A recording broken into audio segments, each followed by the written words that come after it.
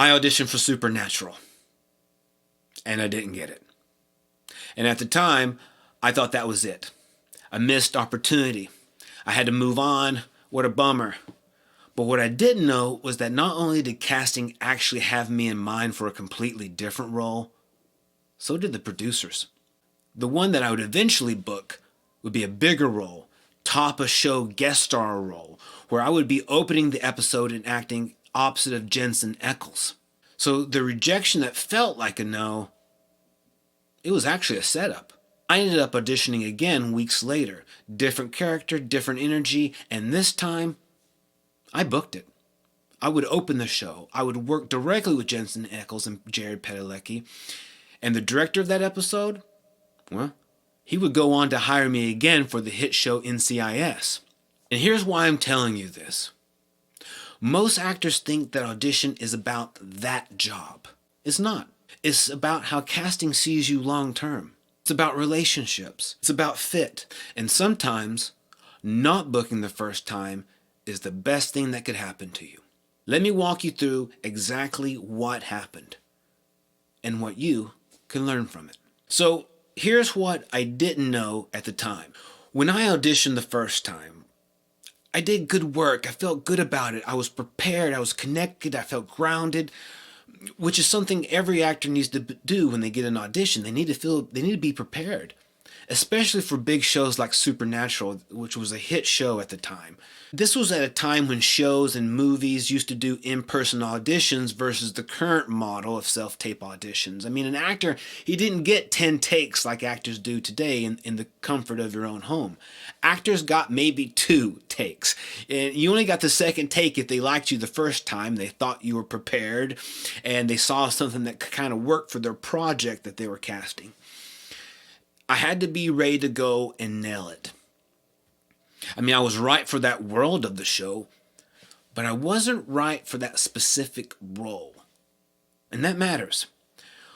What actors don't always realize is that casting isn't just about filling that one slot or that one role for that one episode. They're building an entire episode. Casting and the directors are thinking about the tone, they're thinking about contrast with other characters, they're thinking about energy, they're thinking about the hierarchy of their show. So it all has to balance out. Apparently, and I found this out later, they had me in mind for a different character. A role with a very specific function in a later episode that would film soon. A top-of-show character.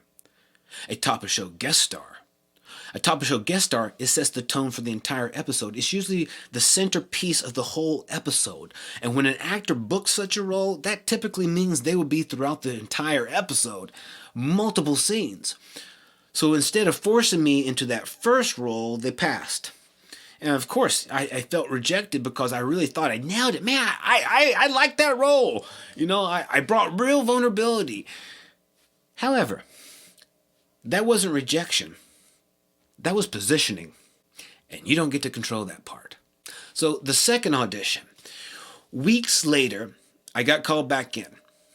Different character, different stakes, different material, but they still wanted me.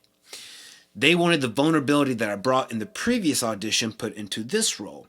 Look, as actors, we have no idea what they're looking for, and sometimes they don't either. That is, until they see it. Here's what changed for me.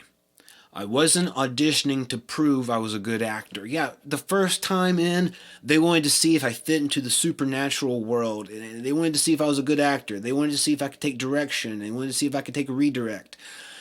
The second time, they wanted to see if I could fit their idea of this character for a particular episode. I just had to focus on serving the story and connecting to this character.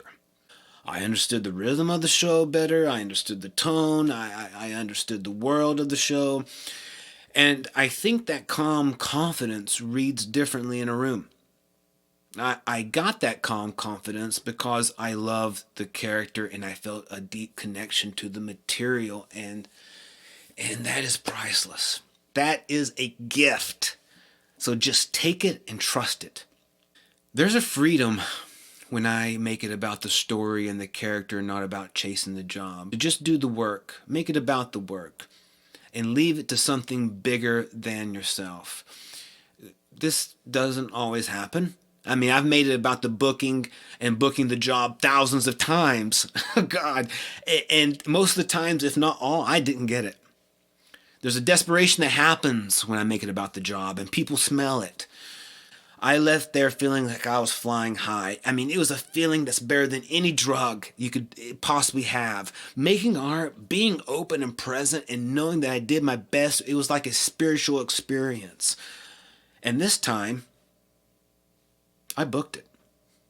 So now I'm on set of Supernatural. The episode would be titled Repo Man, Season 7, Episode 15.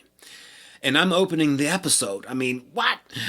If you've never done a top of show guest star role, that role, it carries weight.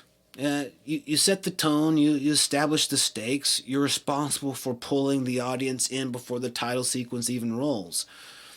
You are the centerpiece of that episode for the main characters. It is a great experience.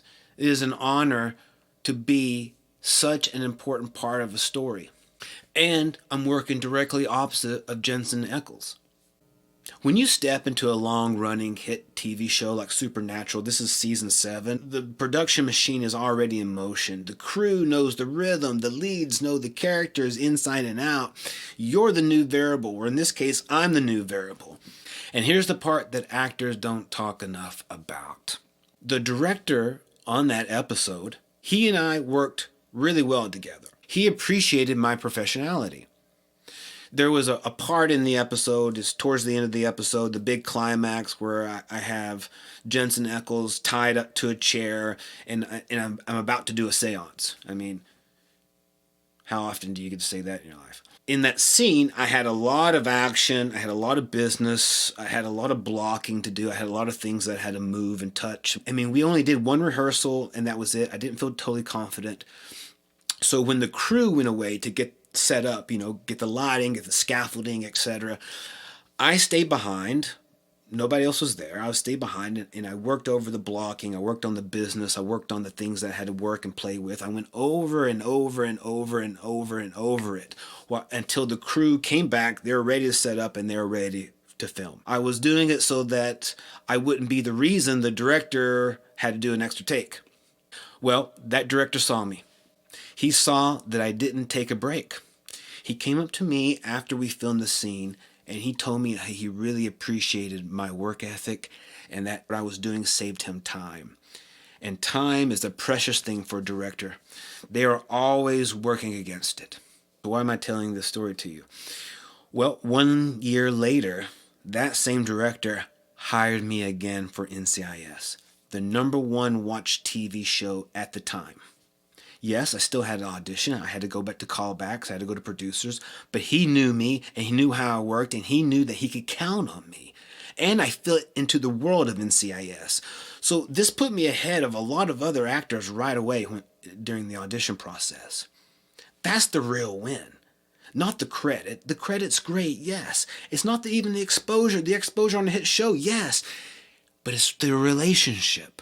See, your audition isn't just for casting. Your behavior on set isn't just about that one episode. It's about whether someone wants to work with you again. If I had booked the first role I auditioned for, maybe I wouldn't have opened up the episode. Maybe that was a smaller part. Maybe I don't work as closely with that director, or even work with that same director again. Now that I'm thinking about it, maybe that later opportunity for NCIS doesn't even happen. So when actors spiral after not booking, and trust me, I spiral, oh gosh, I've been there, I'll be there again. But the actors I work and coach in my one-on-one practice, I always say this: you never know what that no is protecting you from. Sometimes rejection is the divine's protection. Sometimes the pass is strategic. Sometimes the delay is alignment. Sometimes the long game is better than the quick win. That Supernatural audition wasn't about one episode. It was about momentum. If you're thinking long term in this business, rejection stops feeling personal. and it starts feeling tactical and purposeful. If you take one thing from this, your audition isn't just for that role. It's for how casting sees you long term. If you're building a career, not just chasing bookings, you start thinking differently about rejection. And if you want to see exactly how I approach each audition when they come in, you can watch this video here. I break down the 16 things I do when I get an audition. And if you want to see the whole episode of Supernatural, it's titled Repo Man, Season 7, Episode 15. Bye for now.